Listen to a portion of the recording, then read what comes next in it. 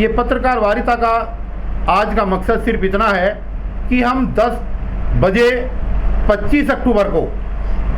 दिल्ली के civil line के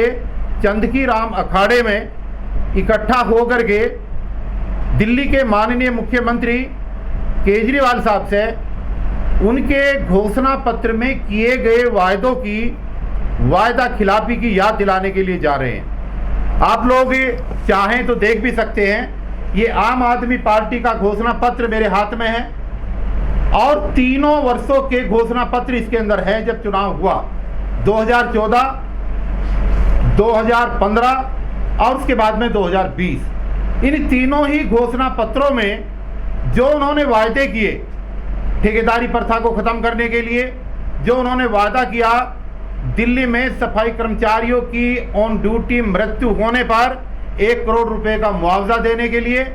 और इस तरीके जो दिल्ली में युवा वर्ग है 8 लाख वैकेंसियों को सरकारी तौर पे भरने का जो उन्होंने वादा किया था, और महिलाओं के लिए आवाज उठा करके निर्भया केस के अंदर जो उन्होंने एक आश्वासन दिया था देश के अंदर कि जहां पर भी महिलाओं के साथ बलात्कार के केस होंगे उनके साथ हत्याएं होंगी, तो हम जो है आवाज उठा करके सरकार की तरफ से 1 करोड़ रुपया मुआवजा दिलाने का काम करेंगे।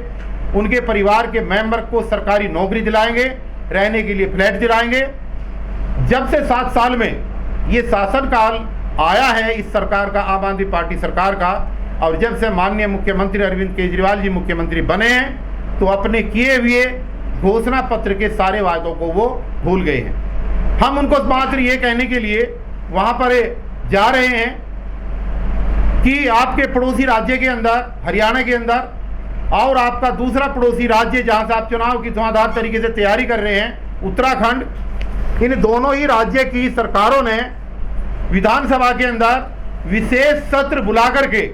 वहां पर ठेकेदारी प्रथा को बैन कर दिया है। तो हम इनको ये याद कराने के लिए जा रहे हैं कि माननीय मुख्यमंत्री महोदय, आप भी देश की राजधानी दिल्ली, जिसका मैसेज, जिसकी आवाज पूरे देश के हर प्रदेशों के अंदर जाती है, आप भी दिल्ली की जनता के लिए, दिल्ली के युवाओं के लिए यहाँ पर ठेकेदारी प्रथा को आप बैन कर दें, ताकि बैन होने के बाद में सरकारी नौकरियां निकल सकें और अनुसूचित जाति, अनुसूचित जनजाति, पिछड़ा वर्ग, सभी लोगों को अपने आरक्षण का लाभ मिल करके लाखों की संख्या में जो बेरोजगार युवा सड़कों पर घूम रहा है उनको कम से कम रोजगार मिले। तो ये अपना मैसेज देने के लिए, वादा खिलाफी की याद दिलाने के लिए देश के बड़े बड़े संगठन, जिसमें आज जिस कार्यालय के अंदर हम आज प्रेस कॉन्फ्रेंस कर रहे हैं, ये all India SC/ST railway employees association का कार्यालय है और देश का सबसे बड़ा विभाग है हमारा SC/ST का, जिसके अंदर 4.5 लाख की मेंबरशिप हमारी है। हमारे ऑल इंडिया के सेक्रेटरी जनरल अशोक जी, जो हमारे ठेकेदारी हटाओ राष्ट्रीय संयुक्त मोर्चा के कार्यकारी अध्यक्ष भी हैं, आप उनके माध्यम से आज जो है ये प्रेस कॉन्फ्रेंस यहाँ पर की जा रही है। तो मैं आपकी इस चैनल के माध्यम से देश की तमाम जनता को, अपने भाइयों को, बहनों को, और विशेष रूप से मैं आपको बताना चाहता हूं कि इस आंदोलन में 80 संगठन अभी तक जुड़ चुके हैं। 80 संगठन अलग अलग क्षेत्र में काम करने वाले हैं, उसमें सरकारी एसोसिएशन भी हैं, उसमें सामाजिक संगठन भी हैं, और विशेष रूप से सफाई कर्मचारियों के मुद्दे से जुड़े हुए तमाम नगर निगमों में काम करने वाली यूनियन इसके अंदर अभी तक जुड़ चुकी है। इसलिए पहले चरण के अंदर हमने 25 सितंबर को एक संकल्प लिया था कि समाज के सबसे निचले तबके पर खड़े हुए हमारे भाई और बहन जो सफाई कर्मचारी हैं, जो सफाई का काम दिल्ली के अंदर करते हैं, हम पहले चरण के अंदर सबसे पहले उनका मुद्दा लेकर के चलेंगे। तो उनके मुद्दे को हल कराने के लिए 25-25 साल के पुराने कर्मचारियों को पक्का कराने के लिए, जो लोग रिटायर होते हैं, जो हमारे सामान्य साथी 30 साल 35 साल की सर्विस के बाद रिटायर होते हैं, रिटायरमेंट के बाद उनको टर्मिनल बेनिफिट्स नहीं मिलते और उनकी पेंशन की दिक्कतें आती हैं। सबसे बड़ी बात यह है, जो विडंबना है, कि इस पूरे देश के अंदर सफाई कर्मचारी सफाई करता है, गंदगी साफ करता है, सबको स्वच्छ रखता है, सबको बीमारियों से दूर रखता है, लेकिन उसके बावजूद भी अलग अलग गंभीर बीमारियों का शिकार होकर के जो रिपोर्ट हमारी बताती है कि 60 साल की उम्र पूरी करने से पहले उसकी डेथ हो जाती है। इस विभाग में काम करने वाले सफाई कर्मचारियों की मेडिकल की सुविधा आज तक सरकार ने मुहैया नहीं कराई है, जो मौलिक अधिकार है, जो हमारा मूलभूत सुविधाओं के अंदर आता है। इसकी आवाज़ उठाने के लिए पहले चरण में हमने दिल्ली के अंदर सफाई कर्मचारियों की समस्याओं के लिए आंदोलन की शुरुआत की है और 25 अक्टूबर के प्रोग्राम में बहुत बड़ी तादाद में देश के सभी लोग, जिसके अंदर तमाम बहुजन संगठन, उसमें हर जाति का संगठन है, हर वर्ग का संगठन है, ओबीसी भी है, एसटी भी है, सब लोग वहां पर आएंगे। उस दिन के लिए भी मैं आपको आमंत्रित कर रहा हूं और अब मैं उम्मीद करता हूं कि आपके चैनल के माध्यम से देश के अंदर गई हुई ये आवाज़ तमाम देश के युवाओं के लिए, क्योंकि ठेकेदारी प्रथा सिर्फ SC ST और ओबीसी के लिए नहीं, बल्कि ठेकेदारी प्रथा देश के हर युवा के लिए, वो चाहे किसी भी जाति का है, किसी भी धर्म का है, 100% युवाओं के लिए ठेकेदारी प्रथा एक अभिशाप है। ये ठेकेदारी प्रथा बंद होनी चाहिए। जब तक ये बंद नहीं होगी और सरकारों ने जो रवैया बना रखा है,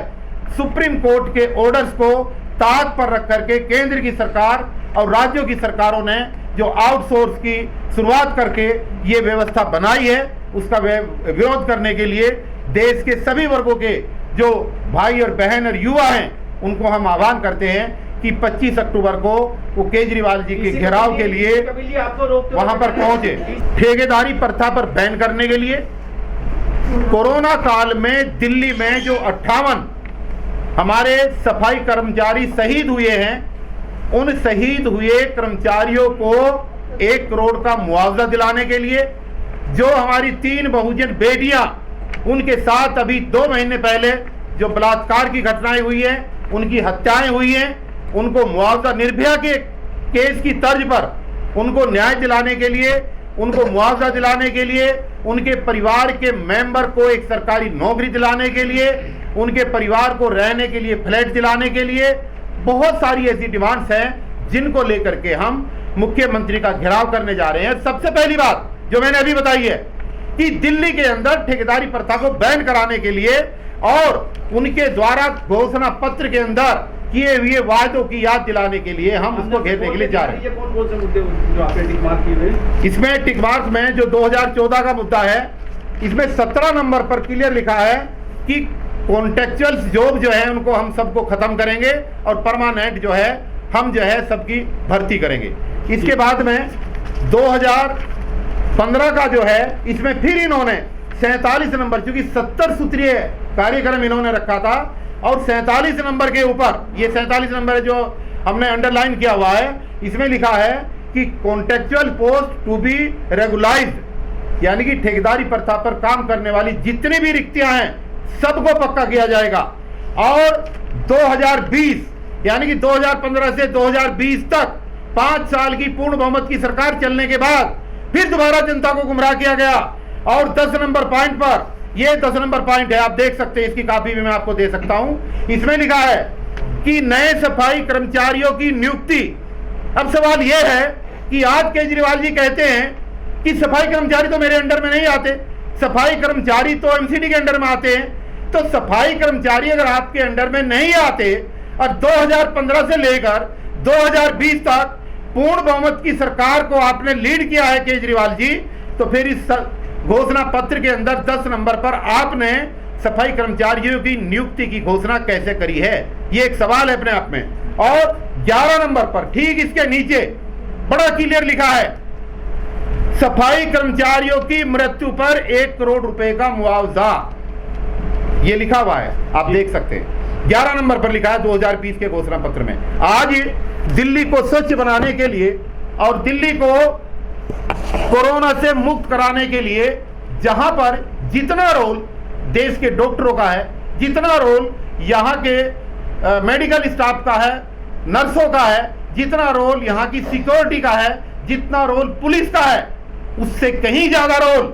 इस दिल्ली को स्वच्छ बनाने में सफाई कर्मचारियों का है। क्योंकि अगर सफाई कर्मचारी हॉस्पिटलों की सफाई नहीं करता तो न डॉक्टर अंदर हॉस्पिटल में ऑपरेशन कर सकता था, ना किसी का इलाज होता। 58 कर्मचारी